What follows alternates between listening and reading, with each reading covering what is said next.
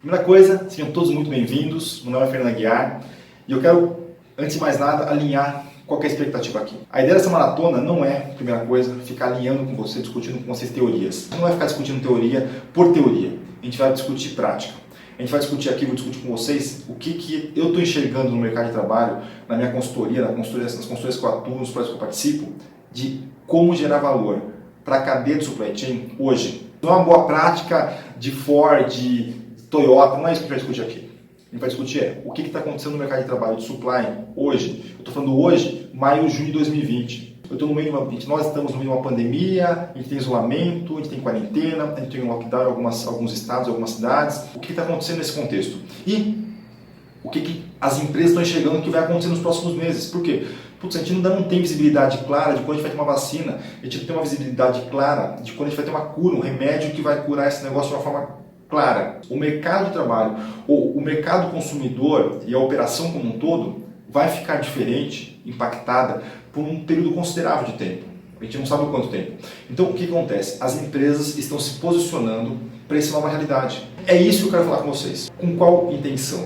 A minha intenção é, olha, você atuou ou está atuando em supply chain, independente da área, você pode estar trabalhando em consultoria de processo, você pode estar trabalhando como um operador, um analista, um coordenador de suprimentos, de planejamento, de gestão de estoque, recebimento, picking, precificação, pode ser no varejo, pode ser da indústria, independente do elo da cadeia. O ponto aqui que eu vou falar com você é o como você pode gerar valor para o seu negócio, para essa empresa que você está. Seja essa empresa, a sua empresa, seu patrão, a empresa que paga a sua folha de pagamento, ou seja seu cliente, se você for um consultor autônomo, por exemplo. Abra a sua cabeça. Entenda como que está gerando valor nesse momento. E um ponto que eu quero incitar você é o seguinte: se a gente olhar dentro de supply, a gente pode pensar, putz, de forma bem simples, putz, tem um fornecedor, tem uma indústria lá que faz extração de minerais, tem um transportador, tem um beneficiamento, tem um transportador, tem uma indústria de transformação, tem um dealer e tem um varejo. Essa, se a gente olha, putz, essa é a cadeia que eu estou enxergando. O que eu estou propondo para vocês é falar assim, olha, você está enxergando uma cadeia que alguém desenhou e você está operacionalizando essa cadeia. Alguém desenhou essa cadeia para ela ser assim. A gente está num momento de mercado onde não basta você operacionalizar a cadeia. Você vai ter que redesenhar essa cadeia. É isso que eu quero que vocês parem e repensem agora. Não é falar, putz, eu trabalho numa empresa, essa empresa compra do fornecedor A, ela beneficia aqui, eu vendo para o cliente C e para o cliente D. Show! Isso acontecia até fevereiro. Muito bem nesse modelo. Agora, o que eu vou propor para vocês nessas 4 aulas, que de verdade, eu acredito muito que vai ser o melhor treinamento de supply que vocês já tiveram.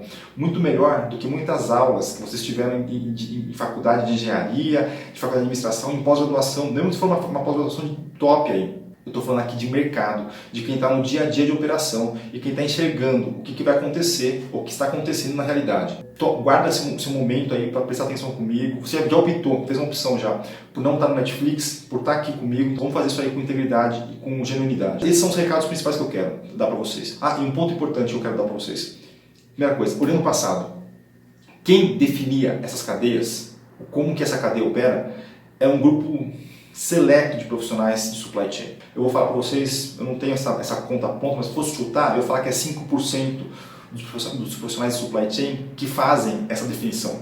Ou seja, são alguns executivos de grandes empresas ou consultorias. Nós consultores somos contratados em boa parte das vezes para definir essa malha, para definir como funciona essa cadeia de suprimentos, quais são os benefícios, quais são os riscos dessa cadeia. Muito bem. O que eu estou querendo agora que você faça, que você se prepare, é para você estar capacitado, para você ajudar a sua empresa a definir essa cadeia. Você fala assim, pô Fernando, mas eu trabalho dentro de uma empresa, eu não vou definir a cadeia inteira. Show! Defina a cadeia interna da empresa, o fluxo de informação dentro da empresa, o fluxo de material dentro da empresa, o como que isso vai gerar valor. E você vai enxergar nos cases que eu trouxe aqui para discutir com vocês nessas 4 aulas, que você mudando dentro da sua empresa a forma de atuar, você já consegue se reposicionar de forma diferente, mais competitiva para esse contexto de mercado. A ideia aqui, nessas 4 aulas, é que você tenha insights para você implementar no seu dia a dia. E com isso, naturalmente, aumentar a sua empregabilidade e aumentar a forma como você gera valor para a cadeia de suprimentos como um todo. Está mais preparado, lógico, quando a gente passar essa pandemia e o mercado voltar a aquecer novamente. O que a gente vai falar nessas 4 aulas? É importante a gente alinhar a expectativa disso. Na aula 1, eu vou falar de oportunidades. A aula 1 vai ser só oportunidades, vai ser um banho de oportunidades em vocês. Eu vou falar de oportunidades, eu vou falar de cenário atual, eu vou falar com vocês de como está a operação de algumas empresas que eu tenho, que são colegas, amigos ou clientes nossos que a gente tem visitado ultimamente durante a pandemia, como eles estão se posicionando, com qual objetivo que eles estão se posicionando dessa forma, de operação de forma simples. Tem alguns colegas meus, vou dar um exemplo, que atuam como executivo nos Estados Unidos, na grande Nova York ali, tem a operação deles. O que acontece? As empresas deles não pararam, as fábricas continuaram trabalhando. Só que eles não tomaram as precauções importantes para mitigar o contágio dentro da operação. O que aconteceu? As fábricas tiveram que parar em alguns momentos. Por quê? Porque parte significativa dos seus trabalhadores tinham contraído a Covid. A fábrica não quis parar, não precisava parar realmente, era uma indústria importante lá de mantimento, de distribuição, enfim.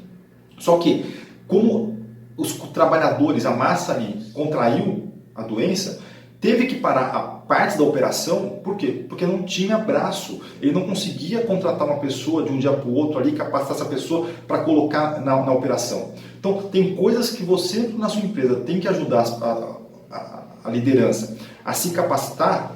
Primeira coisa, pensando na saúde dos seus colaboradores, esse é um ponto importantíssimo, também na continuidade do negócio. Se eu falar assim, vamos trabalhar todo mundo, não vou me preocupar muito de como está trabalhando aqui e tal, vai chegar um momento, pode chegar um momento, espero que isso não aconteça, mas que uma parte significativa da sua operação contra a doença, ficar todo mundo simultaneamente doente e você não tem mão de obra ou agilidade para substituir essas pessoas. Entenda aqui quais são as boas práticas que nós enxergamos aqui nesses últimos meses, de empresas que estão adotando isso e, qual que está sendo interessante? Um dos pontos. Qual está sendo um indicador de algumas empresas? Covid zero. Olha, se eu tenho aqui Covid zero, é um indicador como se fosse acidente zero no passado. Entenda como você pode implementar isso na sua operação. Essa parte aí de boas práticas na operação eu coloquei no final da primeira aula. A segunda aula, o que vai ser? A segunda aula eu vou explicar o como. Na primeira aula eu vou colocar oportunidades para vocês. Show, vocês vão entender as oportunidades do movimento atual para profissionais de supply chain. Ótimo. Aula 2, o como você pode implementar isso, o como você pode se estruturar para isso, metodologias, táticas, assim por diante. Estratégia para colocar as oportunidades em ação. Aula 3, eu vou colocar para vocês, como se fosse um spoiler, um trailerzinho de 3 projetos que nós estamos fazendo hoje. No dia de hoje, estamos fazendo 3 projetos em diferentes clientes. O como que é isso daí? E o que você pode pegar essas ideias que nós estamos fazendo e colocar na sua empresa. É isso que a gente vai falar na aula 3. Na aula 4, é um convite para você colocar isso em prática de uma forma mais suportada e com uma segurança maior. Essa é a estratégia, é isso que eu vou passar para vocês nessas 4 aulas. É importantíssimo, eu acho, entender e deixar bem alinhado qual que é a expectativa e o que eu vou te apresentar, o que eu vou te entregar nisso. Eu não vou de novo ficar discutindo teoria com vocês aqui. A gente pode pegar um outro momento, quem gostar de teoria, a gente vai lá, a gente discute, porque eu também não gosto de teoria. Mas o ponto aqui nesse momento não é teoria. É o como gerar valor, o como entender o contexto atual de mercado e falar, olha, esse é o contexto e o que eu tenho que fazer para sair desse contexto. Um ponto importante, primeira coisa, não é fórmula mágica. Isso daqui que você está enxergando, que eu vou mostrar para vocês, não é falar assim, putz, o Fernando acordou, discutiu com 3 pessoas lá e teve uma ideia. Não. Isso aqui é resultado de 16 anos, mais de 16 anos de experiência como consultor ou executivo de supply chain. Eu tenho mestrado, eu tenho doutorado, então assim, eu tenho muita teoria por trás e eu tenho a prática. Então eu consigo misturar e juntar teoria e prática para falar, olha, o como que essa teoria junto com essa prática gera valor para esse contexto corporativo. Não é fórmula mágica. Então, muita coisa que eu vou falar para vocês, vocês vão falar assim, tudo aqui eu vi na aula X do professor tal, na minha faculdade ou na minha pós-graduação. Show! Eu vou pegar uma parte daquela teoria e vou juntar com outra e nós vamos fazer o quê? Vamos gerar prática, vamos gerar valor para o negócio. É isso que nós vamos falar aqui. A gente não vai falar de teoria de novo. A gente não vai discutir teoria. A gente vai discutir o quê? Boas práticas de operação para esse momento de negócio. Tem coisa que eu vou falar aqui e falar, putz, isso daqui não está funcionando muito bem para esse momento. Não quer dizer que não funciona. Aquele negócio lá é bom pra caramba. A S&OP, por exemplo. A S&OP é um negócio que vem martelando, todo mundo vem implementando e tal. Dias de hoje, eu estou vendo empresas que gastaram milhões de reais implementando a S&OP e eu tenho falado para os caras, desliga a S&OP. Desliga. Não é para você seguir a S&OP agora. A gente vai seguir DDMRP. Então, você tem que ter um leque de informações e de suporte para você conseguir entender o que está acontecendo. Eu não vou conseguir te dar esse leque de informações e suporte agora. Eu vou falar o quê? Nesse momento, vai por aqui. E vai por aqui, você vai ter oportunidades indo por aqui. Depois você vai ter que entender como você gerar esse background seu de teorias. Para quê? Para você conseguir entender em cada momento, em cada contexto corporativo, qual a teoria ou qual abordagem é mais assertiva para você, para o seu contexto, para o contexto da sua empresa, porque a gente tem que lembrar que tem cultura organizacional nesse meio. Você não pode implementar tudo igual em todas as empresas. Um ponto é ressignificar fluxo de informação e fluxo de material. Antes de mais nada, eu vou me apresentar, não vou ficar me vendendo aqui, só para vocês terem uma ideia mínima, bem macro, por que vocês podem, ou por que eu tenho autoridade para falar isso com vocês. Eu não estou falando de algo aqui que eu li num livro, ou que eu fiquei 2 anos na faculdade lá e aprendi, e eu estou aqui passando para vocês isso daí. Não. Então, eu vou passar bem rápido com o objetivo de quê? Que vocês possam entender quem é o Fernando e até para gerar uma autoridade. Para assim, faz sentido eu acreditar no que o Fernando está falando.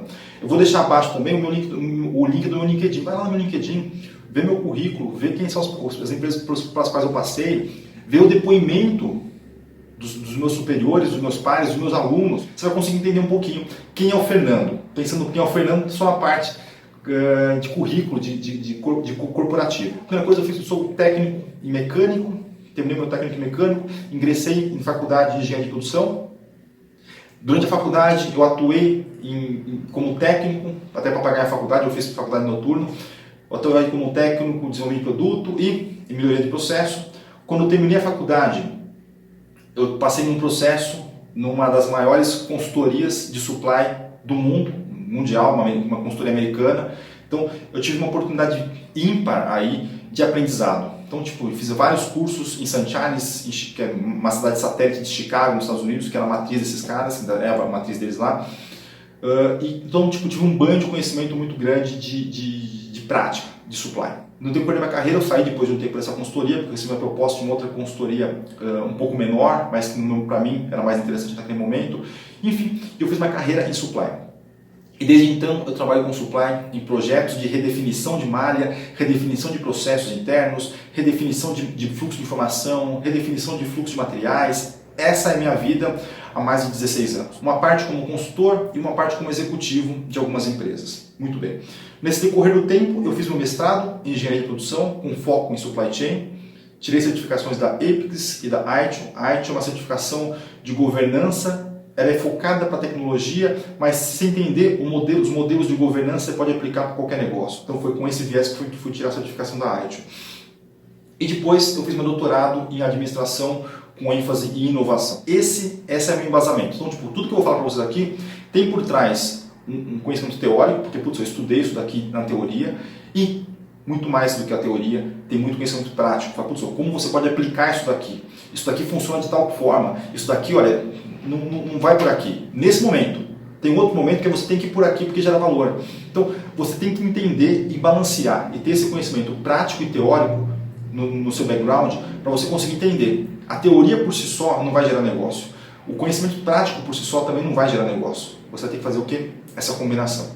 E essa combinação mastigada é isso que eu vou passar para vocês nessas 4 aulas. Aqui eu coloquei para vocês só uma ideia de empresas para as quais eu passei nesses 16 anos. Eu tenho aqui essas consultorias, são as consultorias para as quais eu trabalhei. Eu passei pela Accenture, pela Cozinha, pelo Best Way Group, pela Valraus, algumas empresas de varejo. No total foram mais de 30, eu coloquei aqui algumas das principais para vocês baterem o olho e entenderem. Eu tenho diferentes segmentos de mercado, eu tenho extração e transformação, eu tenho Vale, tenho Votorantim, eu tenho algumas indústrias, eu tenho serviços financeiros. Assim, cara, Fernando, serviços financeiros tem supply? Tem supply. O cara tem suprimentos, o cara tem planejamento, ele tem gestão de risco, ele tem gestão de fraude, ele tem muito supply. A grande diferença que tem nos serviços financeiros, para quem é de supply, ele não movimenta a mercadoria, ele movimenta a informação. Então, se você entender como mapear processo e como funciona boas práticas de supply, você pode ter muito sucesso dentro de um banco, dentro de uma instituição financeira. Por quê? Nada mais do que transformar um produto físico num serviço. Mas tem um monte de regra específica? Tem um monte de regra específica. E eu não sou o cara de serviço financeiro. O que eu sou? O que eu sei fazer? Supply. Então, aonde tem uma perna de supply dentro do serviço financeiro, os caras me chamavam, na época, me chamavam minha consultoria, que eu atuava, para a gente prestar serviço para lá. A gente não era um consultor de serviço financeiro, porque a gente não é de finanças. A gente não tem um background de finanças. Meu background, meu conhecimento é supply e processo, estratégia de supply. Como que eu consigo estruturar modelo de governança para planejamento, modelo de governança para mudança de escopo, modelo de governança para implementação de projetos. Ótimo, é isso que a gente vai fazer. O que a gente fez, na verdade, dentro de algumas empresas aqui de serviços financeiros. Eu passei por algumas concessões e operações, como Eco Rodovias, Columbia, Elog, enfim. Aqui é uma ideia, uma visão geral para vocês entenderem um ponto importante.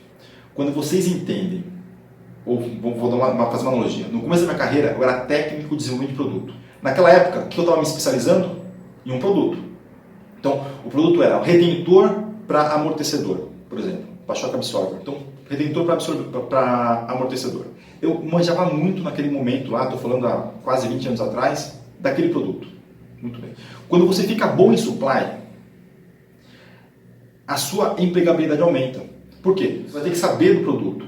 Só que você entende táticas ou estratégias, metodologias que você pode implementar em diferentes segmentos de mercado. Então você vai ter que saber sim alguma coisa específica daquele segmento, mas o mais importante é supply chain, ela é cross.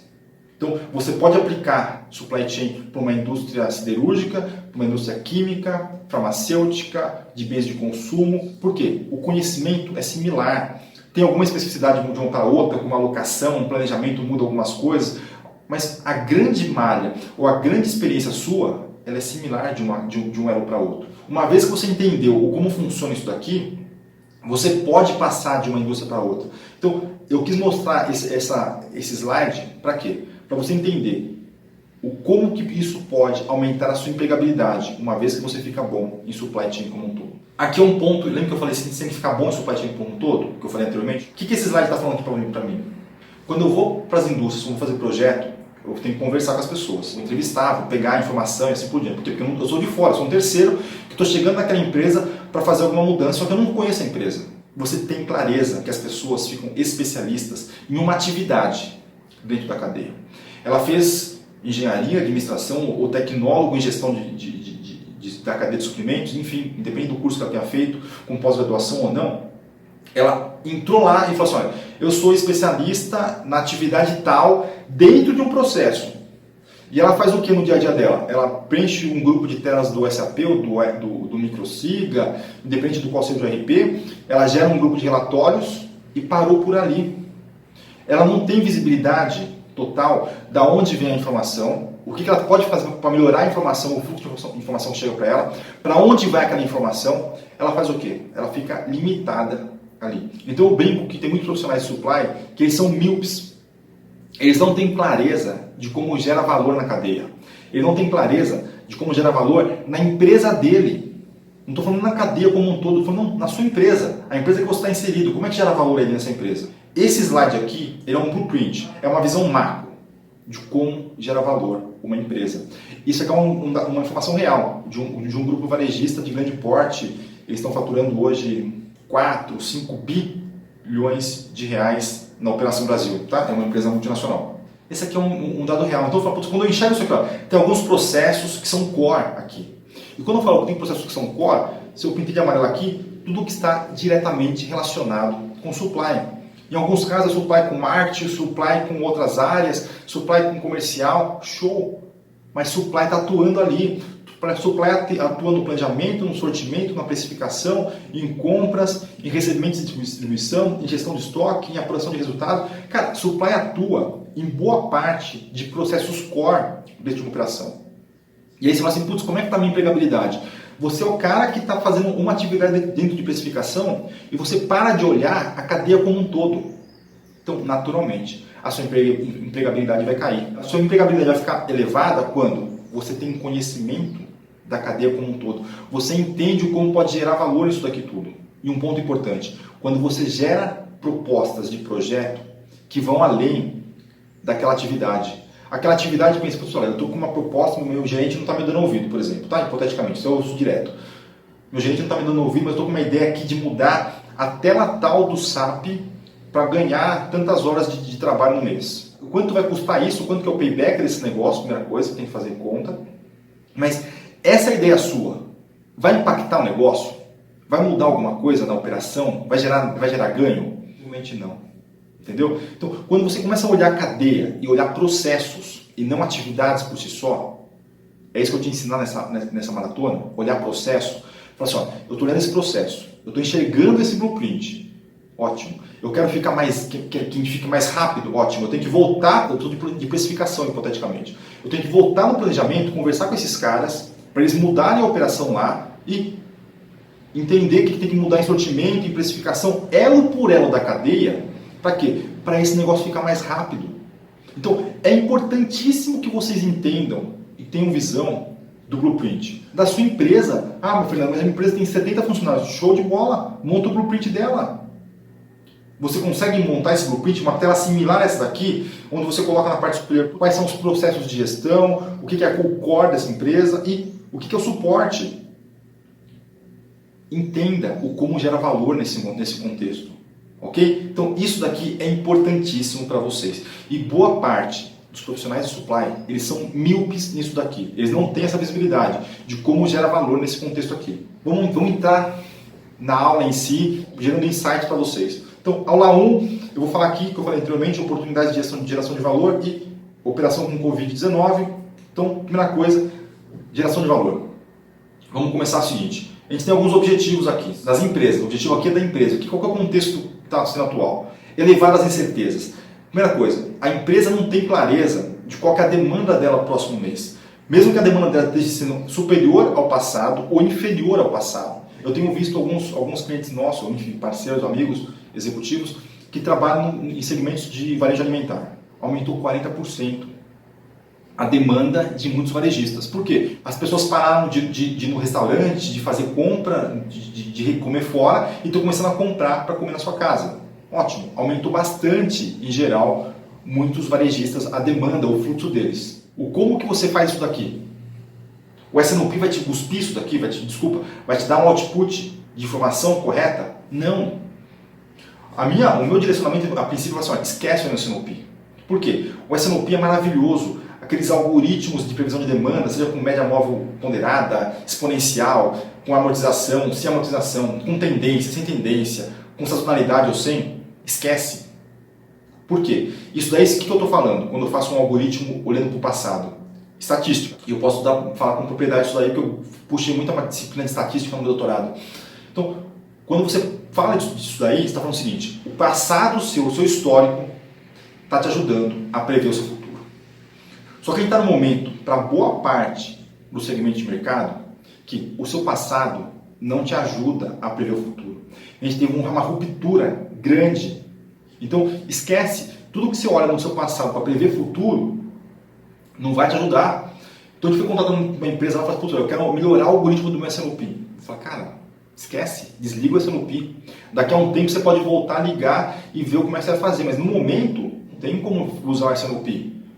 Entendeu? Por quê? Porque a taxa de erro do S&OP está tão grande, no S&OP normal, quando você faz, a sua acuracidade deveria ficar entre 90%, em alguns casos a 185%, em alguns casos a 95%. O seu algoritmo de previsão de demanda tem que ser muito bom, para a gente acreditar nesse algoritmo.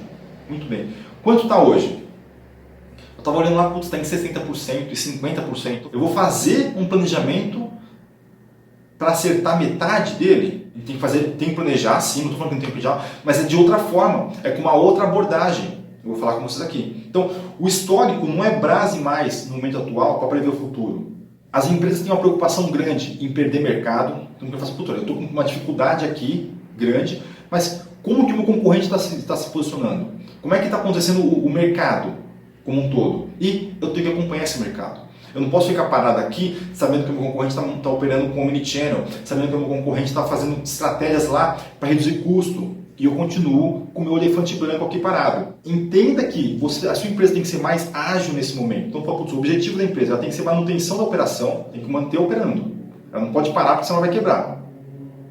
Ela tem que ser ágil, ela tem que ser rápida nas respostas. Ela tem que reduzir os custos delas e ela tem que ter um nível de serviço satisfatório. Então, essa combinação toda é o que eu vou falar para vocês de oportunidades de geração de valor. Eu vou falar para vocês 4 oportunidades. Eu poderia falar de mais, mas eu vou falar de 4 oportunidades de geração de valor.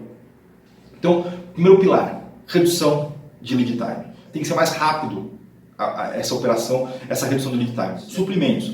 Suprimentos, se a gente for pensar historicamente ou no passado, como é que era o mindset para suprimentos? Olha, suprimentos vai pensar em conseguir o menor custo, ok? Com um nível de serviço aceitável, mas fornecimento global, operação global. Seu fornecedor pode ser da Ásia, seu fornecedor pode ser de outros países, de outros continentes. Putz, está tudo bem. Por quê? Porque eu tenho tempo, eu consigo enxergar o mercado para frente e eu tenho tempo para operar com esse mercado. Então, quanto mais previsibilidade você tem na sua demanda, mais você aceita um lead time grande da cadeia. Você não tem previsibilidade da sua demanda hoje. Suprimento, primeira coisa, que eu estou enxergando, muitos caras estão fazendo isso no mercado. Esquece mercado global por enquanto. Mantém o relacionamento com eles lá, mas reduz muito ou congela por enquanto as compras lá de fora e pense nacional. De alguns casos que eu tenho visto, eu falo, Fernando, não tem um fornecedor nacional que esteja apto, com qualidade, com conhecimento técnico, a fazer nosso produto. O que eu vi numa empresa, eu falei, cara, os caras são muito bons. O que eles encontraram? Um fornecedor nacional que tem maquinário para isso, ele não tem know-how, mas ele tem maquinário para aquilo. Você tem uns engenheiros da sua empresa que conhecem muito do produto, não tem? Você vai aportar conhecimento para o seu fornecedor para que ele desenvolva o seu produto nacionalmente. Ele vai desenvolver esse produto e você vai começar a ter um fornecedor local. Essa é um ponto que eu estou enxergando muito dentro dos suprimentos nos dias de hoje. Eu não tenho mais aquele cara de fora lá que entrega na China, na Malásia, Taiwan, entregando para todo mundo. Está buscando o quê? Fornecimento local. Para quê? Para ter lead time mais rápido. Eu não consigo prever para o meu fornecedor que eu vou precisar de 10 mil peças, 20 mil peças, 50 mil peças para daqui 6 meses. Putz, eu não sei, eu não tenho essa visibilidade.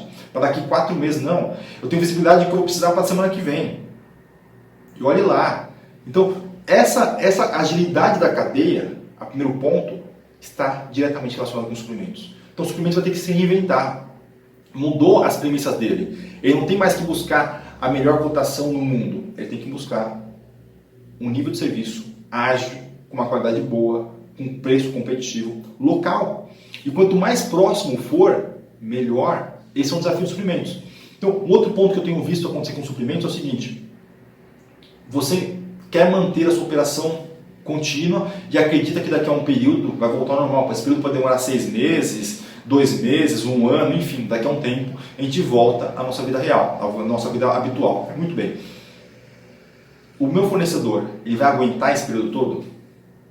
Tem fornecedores seus, que são nacionais, por exemplo, que eles não têm saúde financeira para aguentar 6 meses sem operação, para aguentar 6 meses com uma operação muito pequena. Então, ótimo. O que eu tenho visto em alguns casos é falar assim, também, o quanto você precisa de pedido mínimo para você conseguir garantir o mínimo de operação sua aí, me entregando, para você não fechar as portas. Para você não... Por quê? Porque quando voltar, você é um cara importantíssimo na minha estratégia. E é mais barato, mais interessante, mais ecológico para a cadeia eu manter você operando minimamente do que eu fechar a operação contigo.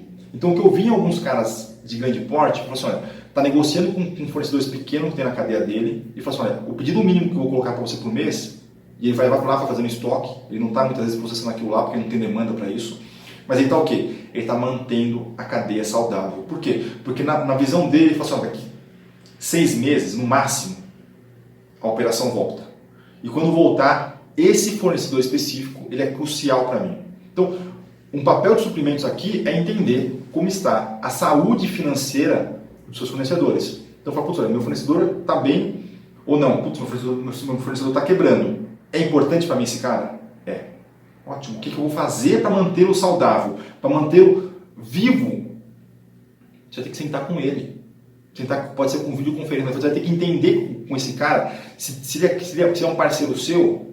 Por quê? Ele vai ser importante na nossa retomada pós-pandemia. Dentro dos suprimentos aqui tem muita coisa que tem que ser feita. O que eu estou falando para vocês aqui são insights. Depois você tem que operacionalizar isso. Na aula 2 eu vou te ensinar como operacionalizar. Mas o ponto aqui é lead time rápido. Lembra que eu falei anteriormente já eu vou falar de pular para planejamento, depois eu passo para operação, tá? Eu falei para vocês anteriormente já de S&OP. S&OP eu estou falando que eu vou ter que pegar o meu histórico de dados, usar esse histórico de dados para prever o meu futuro. Não vai dar certo nesse momento. Não é isso que está acontecendo agora. Nesse momento vai ter que fazer o quê? Pensa no Lean. Pensa em DDMRP. Então o que eu estou falando aqui? Lembra na faculdade, ou lembra de qualquer curso que você fez relacionado com supply, tinha um modelo lá que era controle de estoque por 2 caixas, 3 caixas, 4 caixas, onde fala, putz, eu tenho 4, imagina box no porta-pallets, olha, eu tenho 4 boxes no porta-pallet do estoque do produto 1, ótimo. Quando eu zero um estoque, eu vou lá e produzo. Quando eu zero um box, eu vou lá e produzo a quantidade de um box. Quando eu zero 2 boxes, então eu vou ressuprindo de acordo com a necessidade. Ok? Por que disso? Porque eu fico ágil. Eu sou rápido no ressuprimento, eu fico com pouco estoque parado de produto acabado, que é um custo alto. No momento de crise, as empresas não estão com dinheiro para ficar com capital parado em estoque. Então, qual que é a ideia? A empresa tem que ficar saudável. Tem que pensar assim, putz, a empresa tem que ficar saudável no fluxo de caixa dela. Para ficar saudável no fluxo de caixa, eu tenho que ter o quê? O mínimo de estoque na operação e atender a minha necessidade. Então, o S&OP não vai conseguir fazer isso para você. Okay? Com raras exceções, eu ainda honesto, não vi nenhuma empresa que está conseguindo operar com S&OP hoje em dia. Você pode manter o modelo de governança do S&OP, de discussões e assim por diante, mas você não vai usar o algoritmo do S&OP. O algoritmo, eu falo o algoritmo tipo quando você está usando um SAP ou um Oracle, algum algoritmo grande. Então você não vai usar algoritmos de previsão de demanda baseado em histórico seu. Você não vai usar estatística nesse momento para prever demanda, porque o seu histórico de dados não prevê o seu futuro. Então, você vai usar o quê? Modelo simples. Putz, o Lean, o que ele fala? Olha, eu vou ressuprir a partir do momento que eu tenho necessidade. Esquece planejamento, todo esse planejamento. Você vai planejar o Lean.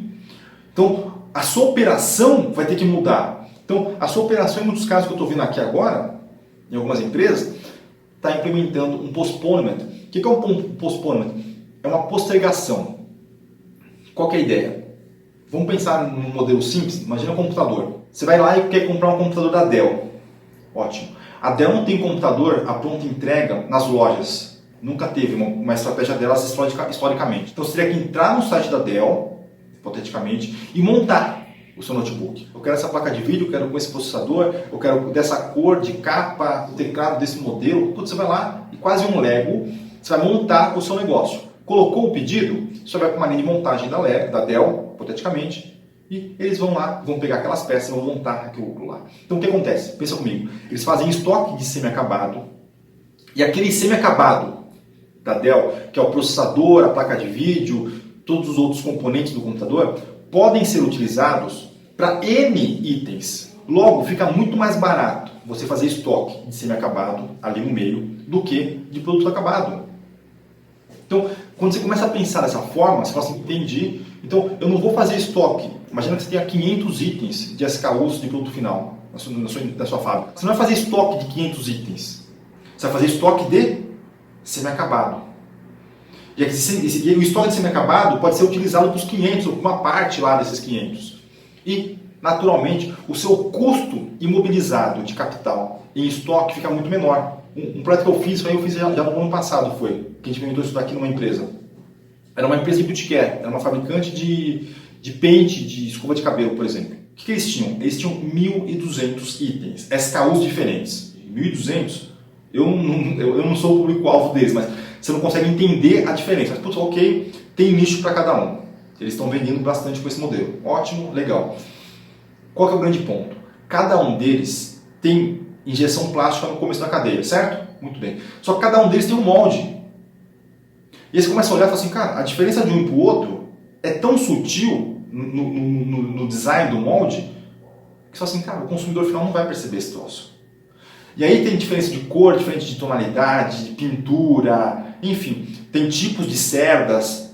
Então fala, putz, por que a gente não padroniza o cabo, por exemplo, para famílias como um todo, e você muda a estética no final? Porque com isso o que eu faço? Eu faço um postponement, eu faço um estoque no meio da cadeia, ok? Um semi-acabado, e a partir do momento que eu vou finalizando lá, ou que vai gerando demanda real de pedido, eu finalizo a montagem, eu coloco as cerdas na escova, por exemplo. Mas já tem a escova injetada, por exemplo, hipoteticamente. E eu reduzo o número de moldes, eu melhoro o setup de máquina, eu melhoro o meu custo econômico, meu lote econômico de produção. Então, você consegue falar assim, olha, eu consigo pensar num postponement de, olha, eu vou postergar a minha montagem. E quando eu postergo a minha montagem, o que eu faço? Eu reduzo o meu custo de estoque. E eu fico mais ágil para aquilo ali. Ou seja, vem uma demanda muito grande a um item. Tranquilo, eu não teria aquela demanda de produto acabado daquele item, hipoteticamente, no modelo de gestão de estoque. Mas eu tenho de semi-acabados. Então, eu consigo montar aquilo lá com uma agilidade grande. Então, o que as empresas estão fazendo, algumas já, ou que tem que fazer nos dias de hoje é redesenhar o seu plano de operação para que se fique factível uma operação com postponement, com postergação. O que eu posso postergar ao máximo aqui e eu faço só a última etapa de montagem? Como eu vou ter que capacitar as pessoas que estão nessa operação para esse novo processo? Esse é um desafio aqui, entendeu? Então, se a gente for olhar, muitas empresas não estão mais trabalhando com algoritmos de previsão de demanda nos tempos atuais. Por quê? Porque o algoritmo está baseado, de novo, em dados históricos. E esses dados históricos não refletem a realidade de hoje. Ok? Então, se for pensar, redução de lead time é um ponto importantíssimo. E eu vou além até aqui. Quando a gente fala de redução de lead time, eu vou falar do Omnichannel ali embaixo, mas pensa o seguinte. Hoje em dia, todo mundo de quarentena, todo mundo está pedindo coisa, ou boa parte da população, vamos pensar assim, pela internet. Tá certo? Putz, você vai lá e pede, ou você vai lá retirar num drive-thru, em alguns casos aqui em São Paulo já tem isso, ou você quer que entregue rápido na sua casa. Certo? No passado, quando você pedia, eu pedia, por exemplo, eu tenho um filho pequeno que toma leite em pó. Eu ia lá, pesquisava, falava, cara, pedi na farmácia tal. Ela vai me entregar daqui 8 dias, daqui 10 dias. Eu falo, putz, tranquilo, cara. Se eu precisar de alguma coisa urgente, eu vou na farmácia aqui, eu compro um pouquinho, e eu comprei mais na farmácia X aí que vai demorar 7 dias para me entregar, só porque o preço dele está muito mais barato do que na loja física. Eu aceito esperar 10 dias. Nos dias de hoje, eu não aceito esperar 10 dias, por exemplo. Quão rápido tem que ser a operação sua de e-commerce e de picking, de packing, de separação, de planejamento, para responder rápido a um pedido para conseguir suprir isso daí. Tem um case que eu acho muito interessante aqui em São Paulo, eu sou fã desses caras, Avocado. É um aplicativo muito bacana, eu não conheço a operação deles, mas é muito rápido a operação deles. Acho que tem um ano e pouco que eles operam aqui em São Paulo, uma empresa nova. O que eles trabalham? Eles trabalham com toda a parte produtos para criança. Tem pomada para bebê, fralda, leite, enfim, esse universo criança-bebê. Eles têm vamos pensar, esse sortimento. Muito bem. E eles entregavam em São Paulo, anteriormente já, entre você colocar um pedido e chegar na sua casa, 2 horas. Mudaram, agora está entregando em 1 hora, porque não tem trânsito, enfim, entrega em 1 hora. O que está acontecendo de problema para eles? Entrega em 1 hora. Só que eles estão com uma ruptura gigantesca. Ok? Então você entra lá, tem um monte de sortimento, um monte de leite possível, um monte de tipo de fralda, lenço umedecido, pomada, shampoo para criança e tal.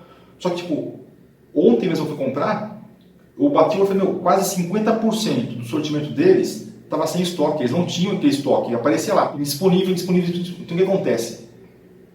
Eles estão usando certamente um algoritmo de previsão de demanda, que fala assim, olha, meu algoritmo é esse e eu deveria comprar isso. E ele foi lá e comprou aquilo. Só que ele não é rápido para entender que a demanda de mercado mudou. Então, ele deve estar usando um algoritmo de previsão de demanda, um SNOP ou qualquer outro modelo, algoritmo de um IBP, um IBP vem em cima do SNOP na hierarquia, mas ele deve estar usando algum algoritmo matemático, estatístico, para prever demanda, não mudou esse algoritmo, ou fez lá algumas mudanças que ele acreditava ser útil para esse momento, que não surtiu efeito. Por quê? Porque a demanda dele certamente aumentou muito nesse momento, e reflexo, ruptura gigante. Então, o quanto esse cara está deixando de faturar? Por quê? Porque eu não consigo comprar com ele, por exemplo. Eu tive que comprar com outro varejista que está entregando em 4 horas. Está show, está entregando em 4 horas. E não está com ruptura. Então, o que era o diferencial competitivo dele, ele está deixando de ter esse diferencial porque ele não está dando produto. Então, a sua operação tem que ser rápido, tanto na entrega, na gestão de transporte, nesse momento, vamos pensar em um momento de crise, quanto no seu planejamento. Isso é crucial. Você tem que entender a sua cadeia. E não adianta eu me planejar e fazer rápido aqui, se meu fornecedor demora um lead time de colocar um pedido e ele me entregar, demora 20 dias. Putz, você não tem 20 dias. Você vai ter que negociar com o seu fornecedor e falar, putz, eu vou precisar de colocar um pedido para você e você me entregar, sei lá, 4 dias. E aí você vai ter que se planejar na sua operação aí para você conseguir me entregar dessa forma. Então, isso tudo, a cadeia de suprimentos tem que mudar essa forma.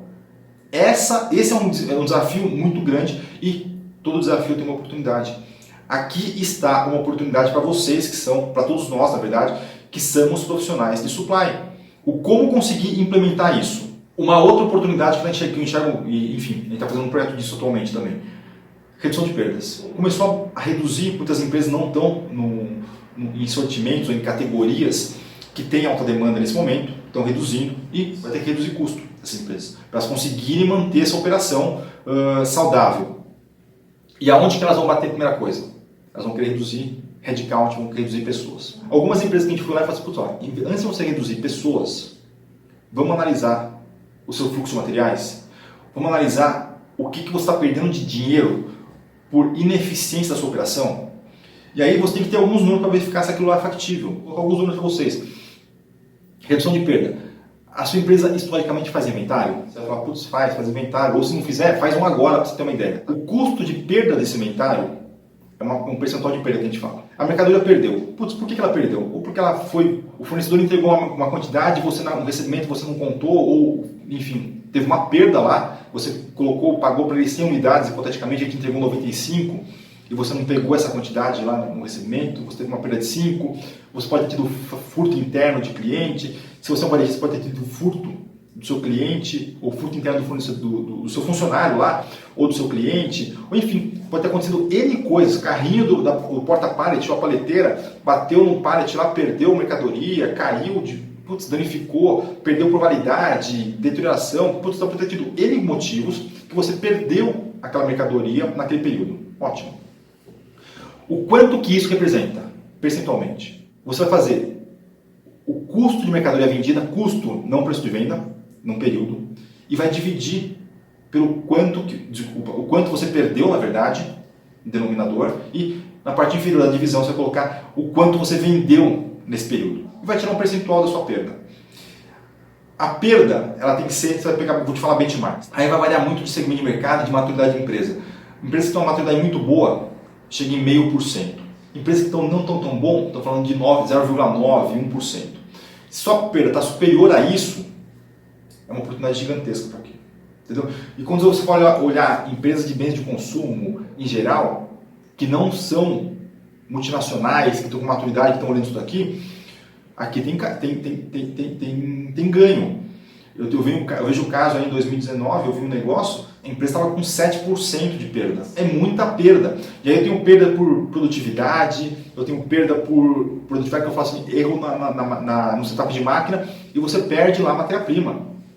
Então, erro no corte, eu vi um varejista lá, na hora de fazer o corte para fatiar a coisa, o cara jogava uma parte gigantesca da peça, jogava fora. Então, aquilo lá tudo é perda. Então, você imaginava que você ia vender tantos quilos de alcatra, hipoteticamente, e você não vendia aquilo lá de alcatra. Eu comprei tantos quilos de alcatra e eu queria vender tantos quilos de alcatra. Eu tenho um beneficiamento nesse caminho. Esse beneficiamento do caminho do alcatra, hipoteticamente estou falando aqui, é o mesmo de uma máquina. Você comprou, imagina uma injeção plástica, tantas toneladas lá de polipropileno, por exemplo, você vai colocar na sua máquina. Você tem a expectativa que você saia com tantas peças. Ótimo. Isso aqui é o do MRP que está desenhado isso aqui. Não saiu, aconteceu alguma coisa, teve perda nesse caminho. De quanto foi essa perda? Você tem que monetarizar isso aí. Então, quando você fala, eu tive uma perda grande nesse negócio. O que a gente está fazendo em alguns casos? Vamos olhar essas perdas, vamos reduzir essas perdas. Para fazer isso, vai ter que fazer o quê? Revisão de processo. Revisão do fluxo inteiro de operação sua. Com qual objetivo? Perdas. E aí, quando você consegue reduzir a perda, imagina que você reduziu a perda de 2%, de 3% para 0,9%. Isso daí dá um saving financeiro para a empresa gigante. É similar a ela ter demitido centenas de pessoas para algumas empresas. Então, se você entender isso daí, aqui está uma oportunidade gigantesca para você ir lá e propor isso para a sua empresa. Fala, olha, entendi o momento que nós estamos vivendo. Ó, eu quero fazer um negócio assim, assim, assado, eu estou enxergando que a nossa perda pelo nosso último inventário foi essa, e nós temos oportunidades aqui, e nós vamos fazer, e na próxima aula eu vou te explicar o como, mas dá para fazer isso daqui, putz, dá para fazer uma análise de árvore de causa-raiz, revisão de processo, a quebra identificada, você pode colocar lá e falar assim, olha, uma política, uma regra, para falar assim, tudo que for quebra, que alguém entendeu no processo ali que perdeu, ótimo, vai lá e fala, olha, no dia de hoje aqui teve uma perda por refúgio de tantos sacos. Você começa a identificar aquilo ali.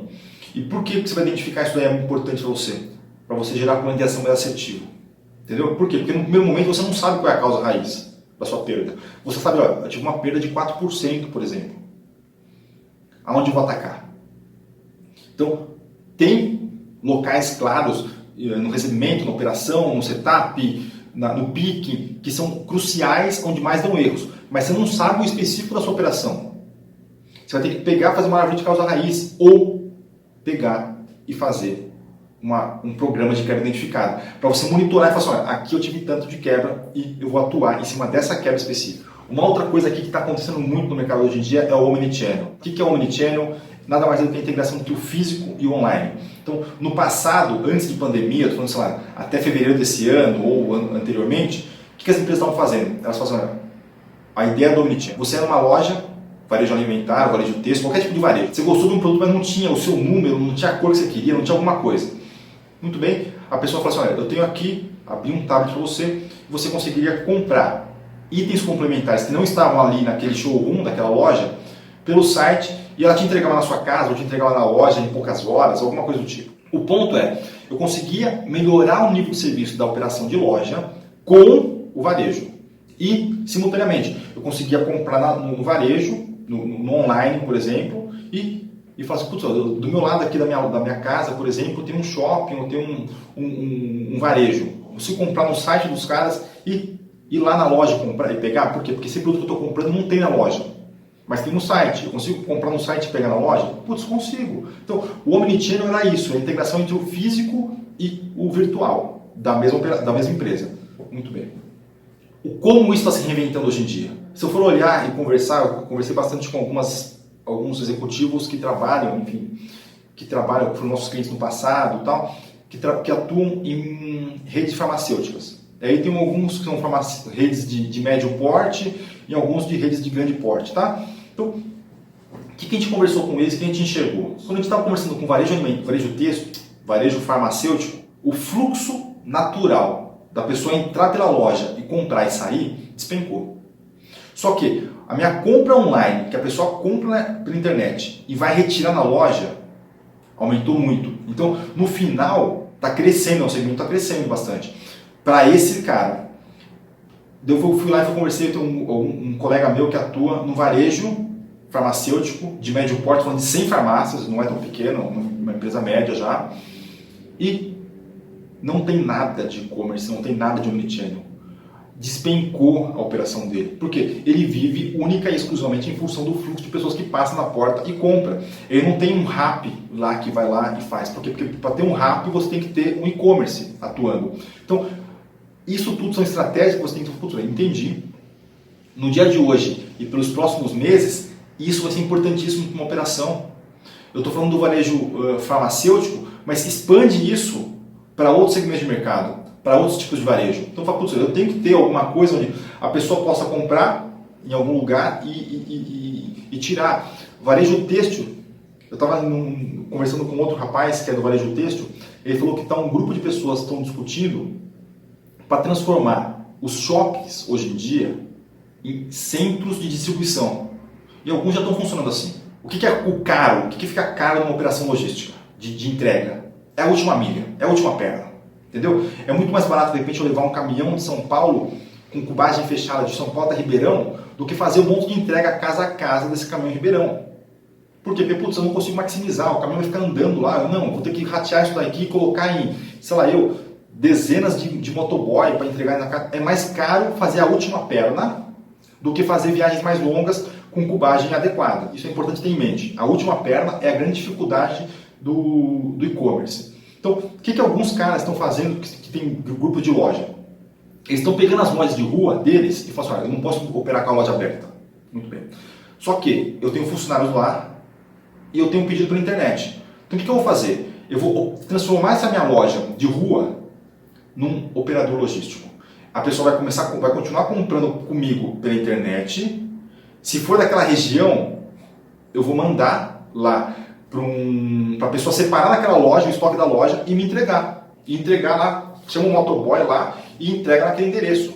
Então, eu não tenho que tirar, sei lá, um caminhão imagina em Grande São Paulo, tá? Um caminhão de Cotia, imagina que é a matriz de alguns locais, de algumas empresas, um caminhão de Cotia para entregar em Moema. Não. Essa empresa tem loja em Moema? Tem. Eu mando o pedido lá, a pessoa separa naquela loja o estoque que está naquela loja lá e coloca no motoboy, coloca num carro, enfim, numa Fiorino e entrega na mercadoria na loja. Você agiliza muito esse trâmite. Você barateia o custo de frete e você está, ao mesmo tempo, gerando valor com o estoque que está parado lá. Você está movimentando aquele estoque. O estoque está parado, a loja está fechada, ninguém está entrando na loja. Tá? Em alguns casos que eu estou vendo também está acontecendo, eles estão fazendo drive-thru nesse modelo de rua. Então, fala, eu quero pegar na loja tal que está fechada. Show. Você agenda um horário, vai chegar lá, você tem que mostrar o comprovante no celular, por exemplo, me passa o celular e vai te entregar uma sacolinha com a mercadoria que você pediu. E tem discussões que é transformar os shoppings em modelos similares. Eu vi que, eu estou gravando isso daqui, eu vi que esses dias, ontem até, a minha esposa foi de carro num shopping aqui de São Paulo, fez isso daí. Ela comprou pela internet e falou, putz, eu quero retirar no shopping. Ela entrou com o carro no shopping, vão lá, biparam o celular dela e colocaram a mercadoria no porta-mala. Você não tem contato com a pessoa, mas o que está fazendo com isso dessa forma? Está transformando a loja física dentro do shopping ou dentro de rua, na rua, como se fosse num ponto avançado de CD, no centro de distribuição. Com isso, estou usando a mão de obra que está contratada para lá, que não vai ficar parada, não vou demitir essas pessoas, vão gerar valor. Eu vou girar aquele estoque que está lá e eu vou simultaneamente maximizar a minha entrega, reduzindo o meu custo de entrega e reduzindo o meu tempo de entrega. Então, isso daqui tudo você tem que pensar. Tem empresas que fazem isso daqui com plataforma. Tem plataformas gigantescas que fazem esse negócio todo. Putz, a minha sugestão, não implante plataforma agora. Não é a ideia de plataforma, não é o momento de implantar nada agora. Tem uma loja que a gente comprou recentemente e você vê claramente que ele não está com plataforma. O que ele faz? Ele fala assim, olha, esse aqui é o meu sortimento, o que você quer comprar? Quero comprar isso daqui. Show.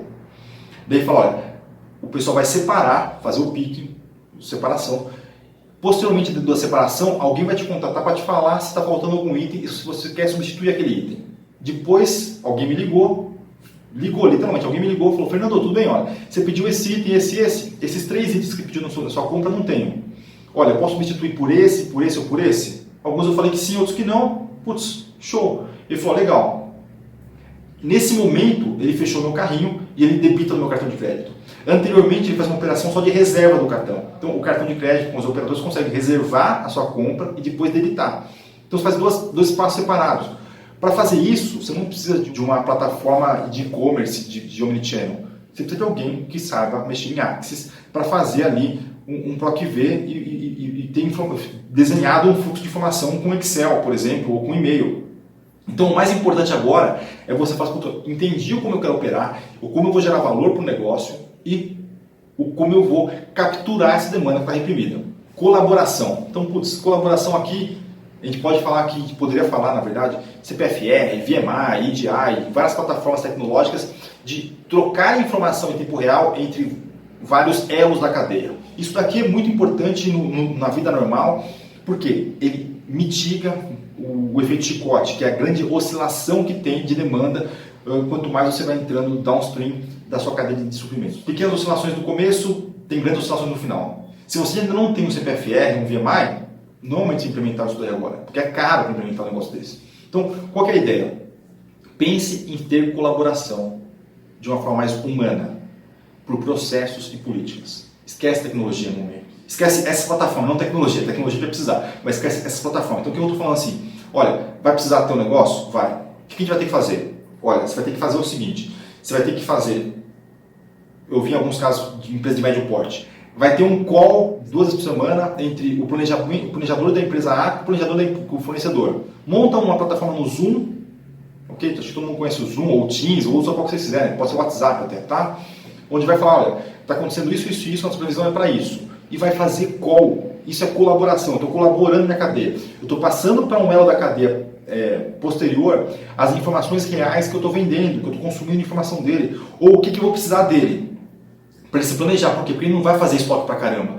E eu não quero que ele faça estoque pra caramba. Por quê? Porque se ele fizer muito estoque, ele vai ficar caro para ele. E a chance dele quebrar e ele não ter capital de giro é grande. Então, quanto mais informação eu tiver e eu conseguir colaborar na minha cadeia, melhor. Eu quero ter informação na ponta da loja. Eu consigo fazer isso com o meu cliente, falar, putz, ou o meu distribuidor, falar, distribuidor, eu queria bater um papo com você, sei lá, terça e quinta, toda semana. A gente vai colocar num Zoom, numa plataforma para a gente discutir aqui boas práticas de gestão, de planejamento.